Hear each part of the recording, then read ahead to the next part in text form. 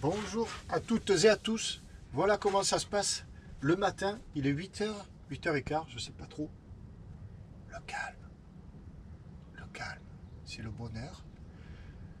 Le matin, et bien voilà, lecture des mails, lecture des fichiers envoyés, enregistrement, répondre aux commentaires, du boulot, beaucoup de boulot, mais c'est du lien, c'est la communauté et ça me plaît beaucoup.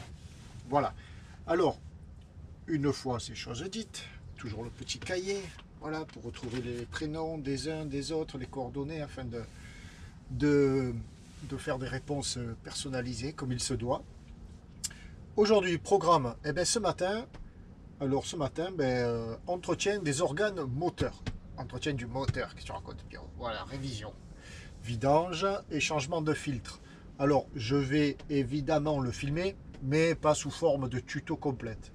Pour cela, se référer à la vidéo de l'année dernière. L'an dernier, j'ai fait un tuto, donc il faut rechercher. Dans l'onglet playlist, il y a une playlist tuto 2018-2019. Ouais, tuto technique et entretien, quelque chose comme ça. Et dans cette playlist, il y a la révision 2019. Tout simple. Je continue. Il me reste un transfert à charger. Qu'est-ce que je voulais dire? Eh bien, aujourd'hui, nous sommes le jeudi. Jeudi, je sais pas combien. Jeudi 7. Ah ben oui, jeudi 7, puisque c'est cet après-midi, suis-je bête, que notre Premier ministre, à 16h, fait sa déclaration sur les conditionnements, les mises en œuvre, application du déconfinement. Alors certes, il serait fort étonnant qu'il parle de nos attentes, à savoir pourrons-nous naviguer lundi ou pas, mais des instructions ont dû être données et on en saura plus dans la journée. Le moteur tourne pour faire chauffer l'huile, évidemment. Et dedans, tout est prêt. Alors, qu'avons-nous pour réaliser une bonne révision? Eh bien, on a sorti tous les outils. Alors, notamment là, l'huile et la bouteille pour transvaser, parce que c'est pas commode dans le moteur. La pompe d'absorption d'huile, les tuyaux, voilà la pompe en l'occurrence, sur un petit tampon. Et puis ici, quand on va ouvrir ici, eh bien un sac tout prêt avec un tampon d'absorption pour mettre de suite le filtre ici et le filtre neuf déjà prêt. Là, on peut ouvrir dès à présent. Voilà, c'est là que ça se passe. Là dedans, ça se passe comment? Ça se passe comme ça. Il y a toujours le tampon de l'année dernière. Voici ça que ça, on va le garder. Et bien voilà, c'est parti. Une partie du tuyau dans l'orifice de la jauge, qui est là. La pompe, la bouteille. Il y a théoriquement 2,8 litres d'huile dans ce moteur. Là c'est cool, il n'y a rien à faire. Évidemment, quand on fait la révision, ben, comme lorsque l'on ouvre le capot moteur, on vérifie la tension des courroies d'alternateur et courroies de pompe à eau. Voilà, là les deux sont bonnes, les deux tensions, l'usure aussi, évidemment. Donc là, tout va bien. J'ai changé la pompe l'an dernier, donc je vais peut-être pas l'ouvrir pour voir l'état du rotor. Pompe à eau. Première étape faite, c'est-à-dire l'aspiration de l'huile. Voilà, il n'y a pas tout à fait 3 litres. Normalement, il y a 2,8 litres maximum, mais il y en avait sûrement un petit peu moins. Il y en a aussi dans le filtre que l'on va enlever maintenant. On y va, c'est parti pour le filtre. Deuxième étape. Filtre à huile, bien sûr. Alors le filtre, va-t-il se dévisser à la main? Oula, il est tout chaud. Ça c'est pas possible, malgré le fait que je l'avais très peu serré l'an dernier. Enfin, très peu serré à la main, quoi. J'avais pas serré comme une brutasse moyenne. Donc on va mettre bien des protections dessous. On va aller chercher ça avec cette pince. Alors la pince, conseil du jour, acheter des outils haut de gamme, enfin de bons outils, parce que moi j'avais chipoté à l'époque, bon ça fait bien 10 ans que je l'ai, hein, mais je suis obligé de coincer ça avec une chambre à air ou quoi, sinon ça glisse. Et ça filtre bidon. Alors ben, j'ai mis ma pince et ben, ça dévisse. C'est très très bon de ne pas visser trop fort en fait. Eh ben, il est venu très facilement le filtre, c'est le bonheur. Et voilà, le filtre, il est là-dedans. Là, on va mettre un peu de gras, on va le reprendre là-dedans. Un peu d'huile sur le joint, même s'il est déjà gras d'origine. Hein. On va nettoyer là, tout autour. On nettoie bien le bloc moteur, tout est propre. Et on y va, on visse. Moi, je le sers uniquement à la main. Voilà, ça fuira pas là. On vérifiera ça dès que le moteur tourne. Et voilà. Et maintenant, remplissage. Alors, on ferme ça.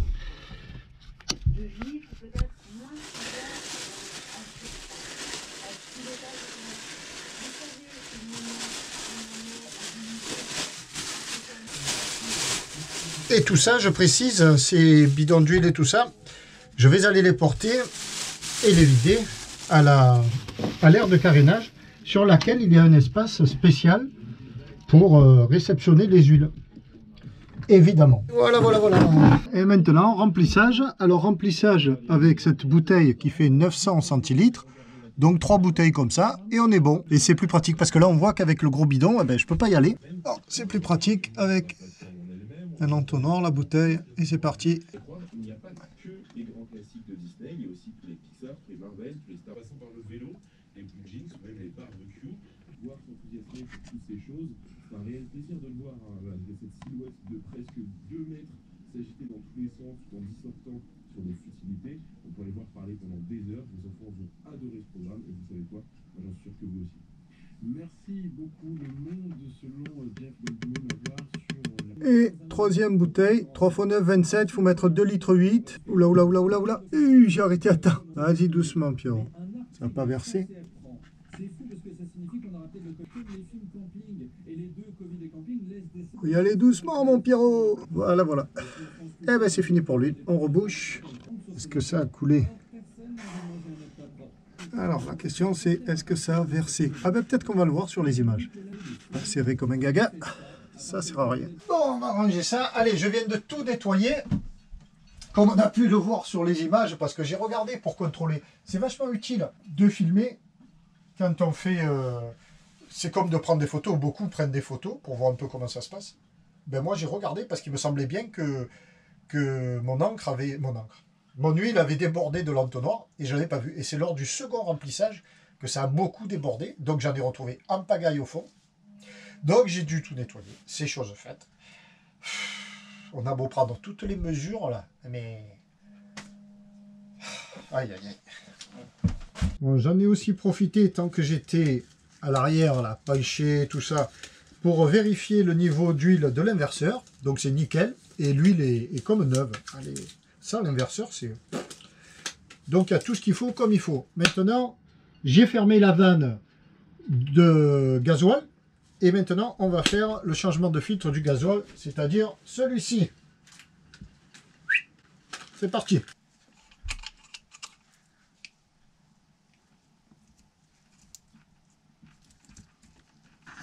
Voilà, c'est venu.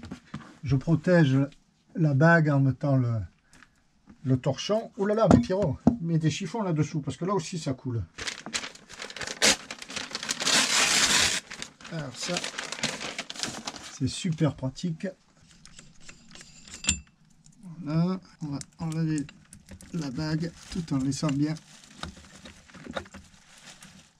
Voilà.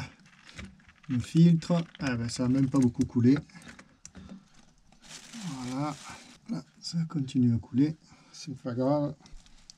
Le filtre, le voilà. Il n'est pas super sale. Là, au fond de la cloche, non plus. Non, il n'y a même pas beaucoup du tout de saleté.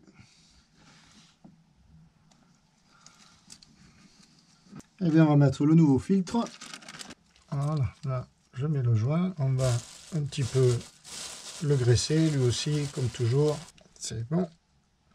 Là-dedans, alors, les filtres neufs et anciens. Non. Non, c'est pas... Si je fais comme ça, c'est mieux. Alors, le filtre. Voilà, là, il tient. Ça, on le remet.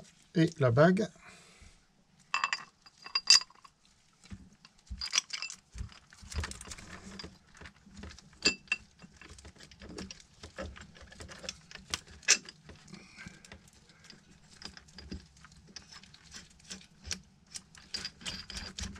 Et voilà, changement du filtre à gasoil, ça c'est vraiment pas compliqué. On va mettre un petit coup de pince. Juste pour... Voilà, là je viens de dévisser, on le voit, ce vis de purge. Hop. J'actionne la pompe là. Et voilà, il y a déjà de l'air qui... Voilà, quand ça fait ça, c'est que c'est bon. On remet un coup de clé. Petit. La pompe est dure. Et ça va bien redémarrer. Tutto bene. Allez, on va démarrer le moteur. Et voilà, c'est parti.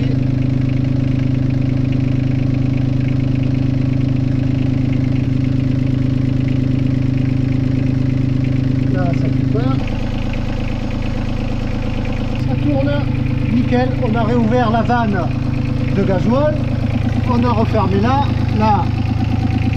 ça coule pas, le champ est fermé, dessous c'est propre,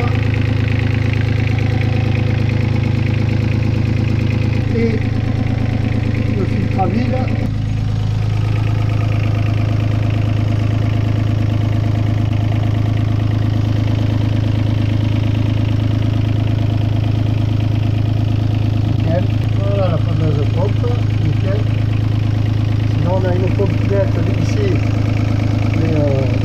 Avec elle.